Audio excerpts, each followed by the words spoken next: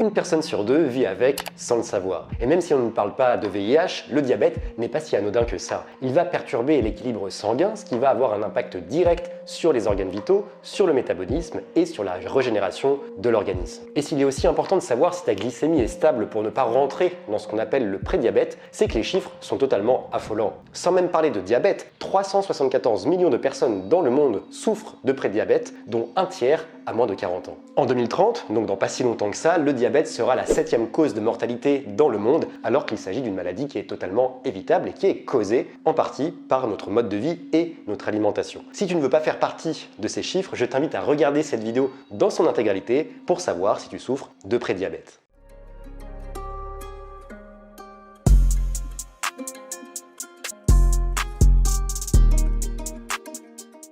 J'ai envie de commencer cette vidéo par voir ensemble ce qu'est la glycémie. C'est important de commencer par définir les termes et d'identifier quelles sont les causes qui peuvent avoir un impact sur la glycémie. Qu'est-ce qui fait que tu as des variations de glycémie alors que tu as une bonne alimentation, que tu as un bon sommeil, que tu es pas trop stressé au quotidien? Qu'est-ce qui fait qu'il peut y avoir justement ces variations-là?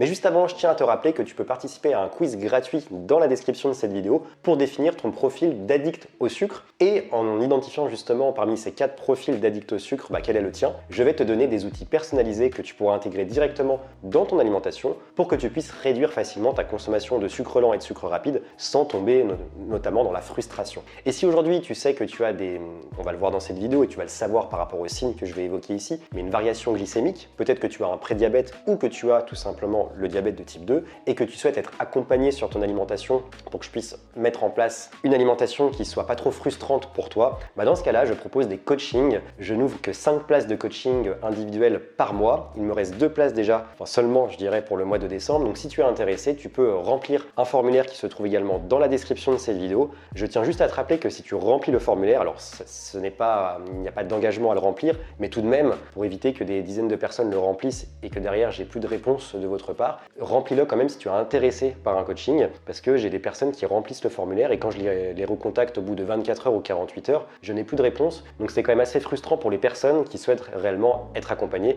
Donc si c'est ton cas, tu peux remplir ce formulaire qui est juste en bas, qui est gratuit et qui est sans engagement. Qu'est-ce que la glycémie? La glycémie, c'est tout simplement le taux de sucre dans le sang, donc qu'on peut mesurer de différentes manières et on va le voir. Normalement, ce taux de sucre dans le sang à jeun doit être compris entre 0,70 g par litre et 1,10 g par litre le matin à jeun. Et 2 heures après le repas, cette glycémie doit être compris entre 1,30 g par litre et 1,60 g par litre. Donc forcément, il y a plus de taux de sucre dans le sang après un repas que le matin à jeun. Alors comment on sait que le diabète est déclaré? Alors bien sûr qu'il faut faire des analyses régulières tous les mois pour le savoir, parce qu'à un instant T, ça n'indique pas grand-chose. Mais ce que l'on sait, c'est que déjà, on déclare qu'il y a un diabète de type 2 lorsque la glycémie à jeun dépasse les 1,6 g par litre et lorsque l'hémoglobine glyquée, donc c'est une analyse de la glycémie sur 3 mois, est supérieure à 1,50 alors qu'elle devrait être comprise entre 1,1 et 1,2 g par litre. Cette variable est donc différente de la glycémie à jeun et est surtout plus fiable et beaucoup plus utilisée pour déclarer ce qu'on appelle soit un prédiabète, soit un diabète. Et on le déclare lorsque ces variables, justement, lorsque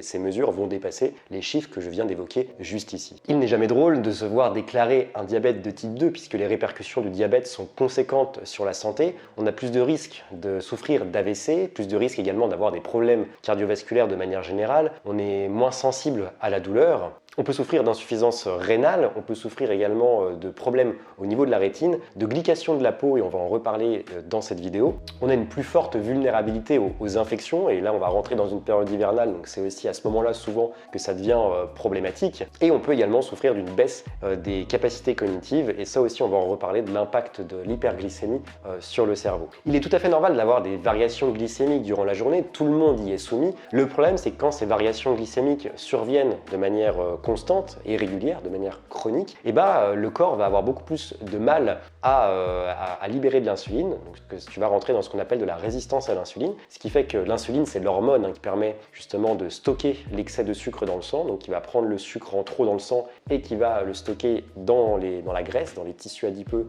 de l'organisme. C'est aussi pour ça que plus on mange de produits sucrés, plus on prend du poids et de la graisse. Et plus on va avoir ces variations glycémiques régulières, plus moins on va produire d'insuline. Et la résistance à l'insuline, c'est tout simplement la porte d'entrée vers le prédiabète et ensuite vers le diabète. Alors quelles sont ces fameuses causes qui font qu'on a une variation glycémique, hein, des pics, des hypo et des hyperglycémies constantes comme ça dans la journée? Alors il existe multiples facteurs, je vais essayer ici de te résumer les principaux et ceux qui sont les plus souvent à l'origine de tout ça. Dans un premier temps, évidemment, il y a l'alimentation. Ça va être notamment le cas lorsque tu vas consommer des sucres rapides, mais également des sucres lents. Donc sucre rapide, ça va être du sucre de table, hein. Les sucres lents, ça va être tout ce qui est pâtes, riz ou même les légumineuses par exemple. Donc tout ça va avoir un impact sur la glycémie.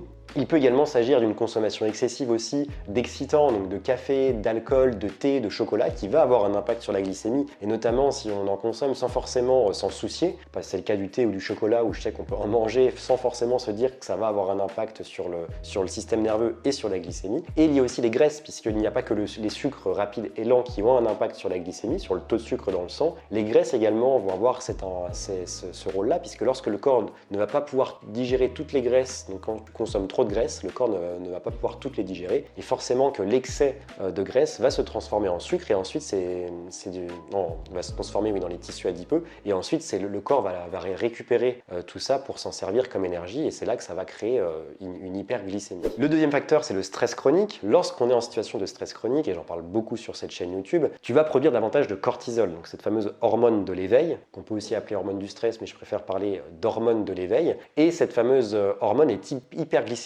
hyperglycémiante, c'est-à-dire qu'en fait, elle va tout simplement augmenter le taux de sucre dans le sang, puisque lorsqu'il y a un pic de cortisol, tu annonces à ton corps en fait que tu es en situation de danger, que tu es prêt à combattre, à lutter, à survivre, et donc le corps va sortir le sucre des stocks de glycogène, donc du foie et des muscles, pour le libérer dans le sang, pour que ton corps puisse s'en servir. Donc si tu vas augmenter considérablement cette glycémie et ce taux de sucre, à cause finalement du cortisol qui va venir envoyer ce message-là. Une autre cause, c'est d'avoir un foie malade. Alors déjà, sans parler du foie, on a le pancréas qui est collé au foie et qui justement lui se charge de produire l'hormone, l'insuline, qui régule le taux de sucre dans le sang. Donc le rôle de l'insuline, c'est de faire baisser le taux de sucre dans le sang. Et justement, le fait que si le foie est malade, fragilisé, vu que le pancréas et le foie travaillent ensemble, la production d'insuline sera moins importante ou elle sera biaisée, et donc ça va avoir un impact sur la glycémie, puisque l'insuline ne pourra plus faire son travail comme il faut. Et tu sais qu'il y a aussi beaucoup ce problème de foie gras, peut-être que tu traverses ça. Et vu qu'une partie du sucre est stockée, donc l'insuline va récupérer le sucre et va le stocker dans le foie et dans les muscles, et si le foie est déjà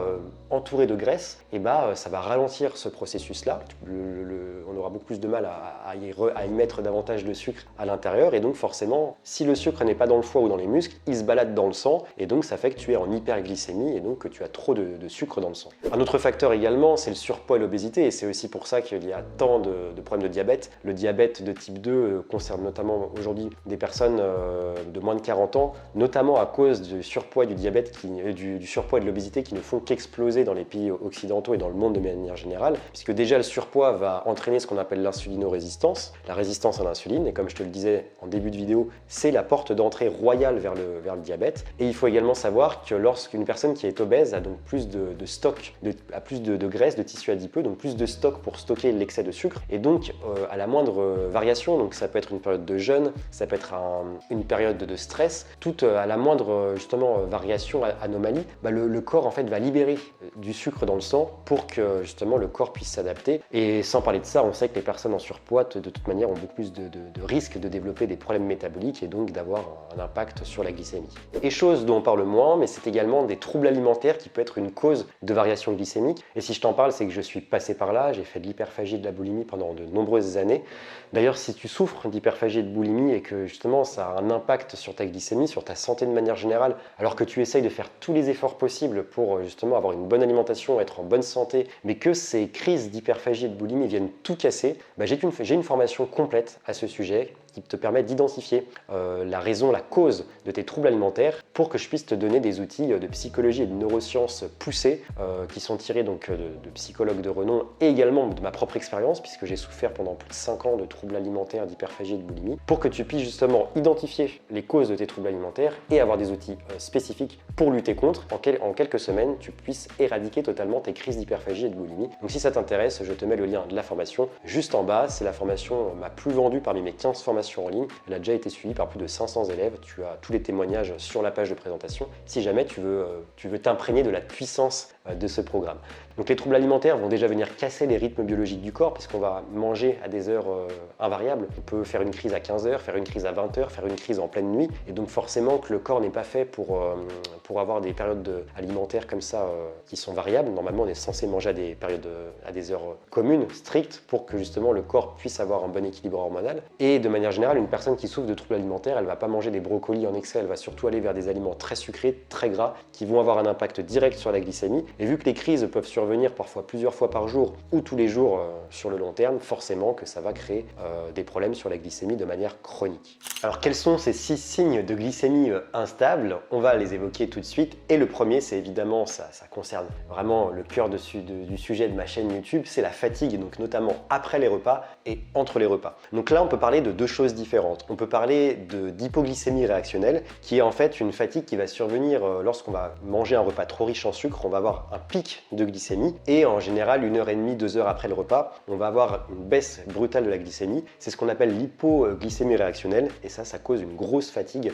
1h30, 2 heures après un repas. Ou on peut également parler de fatigue post-pandriale. Donc là, c'est vraiment la fatigue qui survient juste après le repas. Et cette fatigue, elle est plus liée au fait tout simplement que encore une fois, lorsqu'on va manger des aliments qui sont trop riches en sucre, qui vont avoir un indice glycémique trop élevé, le corps va donc libérer cette fameuse hormone, l'insuline, qui va donc permettre de baisser le taux de sucre dans le sang, mais ça va demander beaucoup d'énergie au corps. Donc le corps va dépenser énormément d'énergie, déjà qu'il doit en dépenser globalement au niveau intestinal, au niveau de l'estomac pour digérer, ce qui demande déjà beaucoup d'énergie. Et en plus de ça, tu rajoutes des aliments sucrés qui vont devoir du coup faire travailler ce système à insuline, et donc ça va créer encore une fois énormément de fatigue. Donc tu peux souffrir des deux, de fatigue post-pandriale et 1h30, 2h30 après, de fatigue liée à une hypoglycémie réactionnelle. La solution à ça, déjà, ça va être de commencer la journée par des aliments peu sucrés, donc notamment des protéines et des aliments salés. Donc je pense au petit déjeuner notamment, ou si tu fais le jeûne intermittent, le midi, de consommer davantage de protéines et de graisses plutôt que d'aliments sucrés. Parce qu'en début de journée,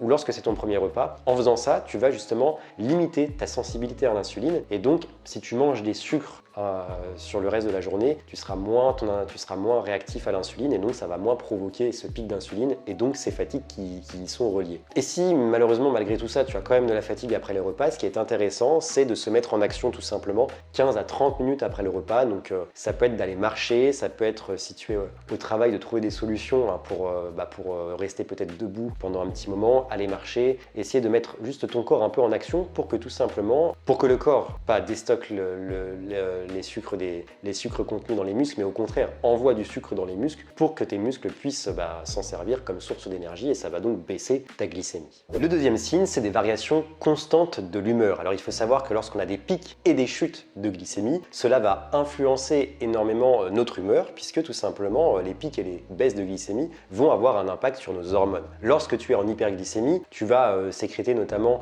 de la sérotonine et de la dopamine, donc tu vas te sentir dans un état à la fois de plénitude, de bien-être et sans ressentir une légère euphorie. Si tu veux vraiment te rendre compte de tout ça, de cet impact du sucre sur l'humeur, je t'invite à regarder le film Sugarland. Il commence à dater un petit peu déjà, mais j'avais fait une vidéo donc, que je te remettrai dans un coin en réaction à ce film-là. Et c'est tout simplement un Australien qui fait une expérimentation et qui pendant 15 jours ne consomme que des sucres rapides pour voir l'impact que cela va avoir sur son cerveau et sur son corps. Et c'est assez impressionnant. Donc en hyperglycémie, tu as cette sensation d'excitation, de plénitude, et en hypoglycémie, tu vas davantage produire du cortisol et de l'adrénaline. Et là, tu vas te sentir déprimé déjà, mais également irritable et anxieux.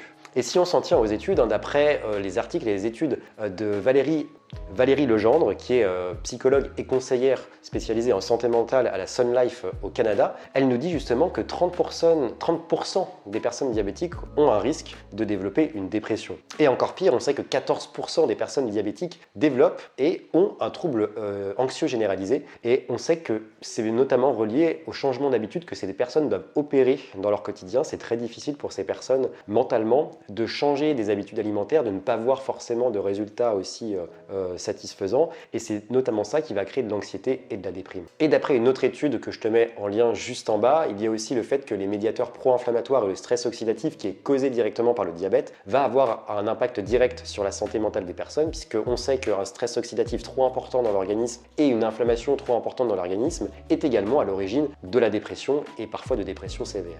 Un autre signe également, il s'agit de la prise de poids et de la graisse autour de la ceinture abdominale. Alors tu le sais, hein, lorsqu'il y a un excès, lorsque tu vas consommer des sucres rapides, il va y avoir une libération importante d'insuline pour que justement on puisse prendre le sucre en excès et aller le stocker dans les tissus adipeux. Or on sait que la majorité des tissus adipeux sur le corps humain se situe notamment autour de la ceinture abdominale. Donc c'est là que le corps va privilégier justement cet espace pour aller stocker le sucre en excès, et donc forcément on va prendre du poids et de la graisse autour de la ceinture abdominale. Et on sait également que cette ceinture abdominale peut traduire un excès de graisse viscérale. Parfois on a des personnes très maigres mais qui vont avoir vraiment cette bouée autour de la taille, et cette bouée elle peut traduire de la graisse viscérale. Donc la graisse viscérale, c'est la graisse qui va venir se former autour des organes vitaux, donc notamment autour de l'estomac, des intestins et du foie. Et on sait très bien que cet excès de graisse viscérale vient traduire souvent un foie gras ou une stéatose hépatique, de la graisse autour du foie. Et comme je te disais tout à l'heure, le foie gras est une des causes principales de variations glycémiques. Et au-delà de ça, on sait que l'obésité est un des facteurs les plus aggravants de diabète de type 2. Souvent, les personnes qui vont développer une obésité vont, dans la majorité des cas derrière, parfois quelques années après, mais développer un diabète de type 2. Et on sait aussi qu'une fois que le diabète de type 2 est déclaré chez une personne obèse, cette personne va avoir des complications encore beaucoup plus importantes liées au diabète qu'une personne qui va être plutôt mince. Donc on sait que les personnes obèses vont tout simplement avoir des complications plus importantes, et je t'en parlais en début de vidéo de toutes ces complications qui sont liées au diabète. Un autre signe intéressant à savoir qui peut traduire une variation glycémique anormale, c'est une envie plus souvent d'aller aux toilettes, donc des mictions plus importantes, on va uriner beaucoup plus souvent dans la journée, et une soif aussi qui est plus importante que d'habitude. Donc ça c'est tout simplement, déjà ça peut être vraiment le signe d'un prédiabète, parce que c'est vraiment lorsqu'on est des personnes diabétiques ont vraiment ce symptôme-là et doivent vivre avec au quotidien. L'envie d'uriner régulière vient tout simplement du fait que le corps cherche à éliminer le surplus de sucre, de glucose qu'il y a dans l'organisme. Et comme le glucose est soluble dans l'eau, c'est-à-dire que le glucose va venir être facilement éliminé par les urines, va vraiment venir tout simplement être éliminé facilement par les liquides, et donc forcément ça passe par les urines, et on a cette envie plus régulière d'aller uriner. Et ce n'est pas anodin, puisque ce surplus justement d'urine peut provoquer une fatigue rénale, et quand on sait que l'insuffisance rénale est une conséquence directe du diabète, on se doute que c'est quand même quelque chose qui est un signe assez évocateur, que là on est en hyperglycémie, qu'on a trop de sucre constamment dans le sang, et donc il faut vraiment agir. Et donc cette soif importante vient tout simplement du fait que le corps demande de l'eau justement pour qu'il puisse éliminer cet excès de sucre. Forcément, pour que tu puisses aller uriner plus souvent, il faut boire, parce que l'eau, sinon si tu élimines tout sans boire, tu es en déshydratation. Et il faut savoir que justement, pour une molécule de glucose, il faut 4 molécules d'eau. Donc pour éliminer 1 gramme de glucose, il faut 4 grammes d'eau. Donc ce qui fait qu'en fait, tu as constamment soif et que tu as besoin d'apporter beaucoup d'eau à ton organisme. On peut également avoir des problèmes cutanés. On sait qu'un excès de sucre dans le sang va endommager directement les vaisseaux sanguins, et forcément les vaisseaux sanguins sont proches de la peau et vont forcément impacter la peau. On peut donc avoir une peau qui va rapidement s'assécher, devenir plus rugueuse également, ce qui peut mener aussi à de nombreuses démangeaisons. On peut également parler de glycation de la peau, de caramélisation de la peau, avoir une peau qui va devenir plus rugueuse et plus brune. On parlera après aussi de la présence de taches brunes éventuellement. Et cette glycation de la peau, c'est lorsque le taux de sucre est trop important de manière chronique dans le sang, donc constant, ce qui fait que les protéines vont se rigidifier par la présence du sucre, c'est ce qu'on appelle la glycation, et évidemment les cellules de la peau sont constituées essentiellement de protéines, il y a de l'élastine, du collagène, de la kératine. Toutes ces protéines vont devenir beaucoup plus rugueuses à cause de la présence du sucre, et on va donc avoir une peau plus sèche, plus rugueuse, et qui va être un peu comme des écailles. On peut également avoir la présence de taches brunes, notamment dans le cou, au niveau des aisselles et au niveau de l'aine, et ça c'est tout simplement dû au fait que l'insuline, donc lorsqu'on est en hyperglycémie, plus d'insuline, et lorsqu'on a plus d'insuline, l'insuline va venir titiller les récepteurs à IGF-1. Et l'IGF-1 c'est quoi? C'est tout simplement une hormone de croissance dont le but est d'accélérer le renouvellement des cellules cutanées, et notamment des kératinocytes qui sont à la surface de la peau. Donc plus d'insuline, plus de kératinocytes, et donc ça va créer en fait une peau, des taches brunes et plus rugueuse. Le dernier facteur, c'est une difficulté à se concentrer.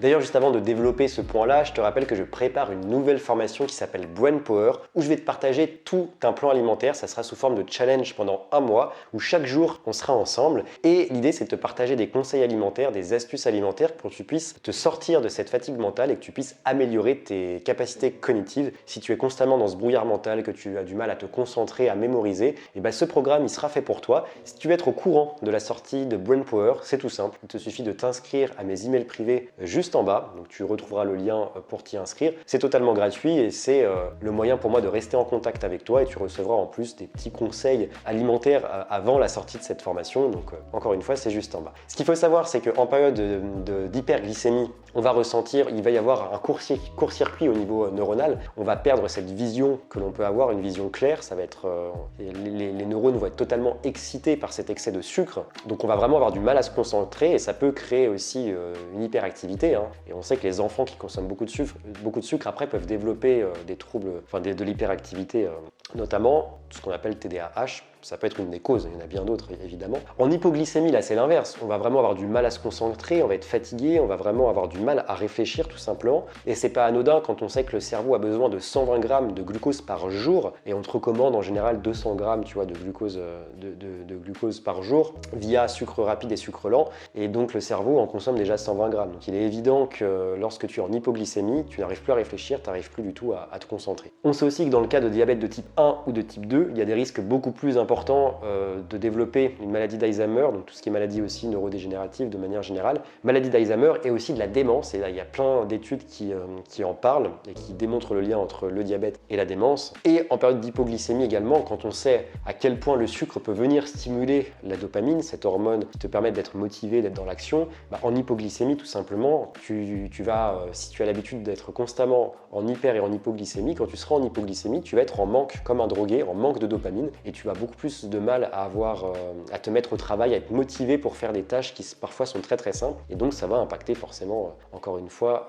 tes capacités cognitives. Si tu réponds à tous ces signes, la seule chose à mettre en place, la première chose, je dirais même à mettre en place, c'est de surveiller ta consommation de sucre. Alors bien évidemment, après il peut y avoir aussi, comme je te le disais, le sommeil, le foie qui peut être à la cause de tout ça, mais essentiellement et souvent c'est le cas, c'est lorsqu'on consomme trop de glucides, lorsque tout simplement on consomme trop de glucides ou lorsqu'il y a un surpoids, mais de toute manière c'est relié. Lorsqu'on a un surpoids, c'est souvent qu'on mange trop d'aliments glucidiques. Donc si c'est le cas, je te conseille réellement de réaliser mon quiz gratuit pour définir ton profil de mangeur de sucre. Si tu es addict au sucre ou que tu as du mal à te passer de consommer du riz, des pâtes ou même tout ce qui est aliments sucrés avec des sucres rapides, donc là on parle vraiment de gâteaux, ce genre de choses. Dans ce cas-là, je te conseille de remplir ce formulaire. C'est très court, ça prend vraiment 30 secondes et tu auras des outils personnalisés en fonction de ton profil de mangeur de sucre, donc parmi 4 profils que j'ai définis.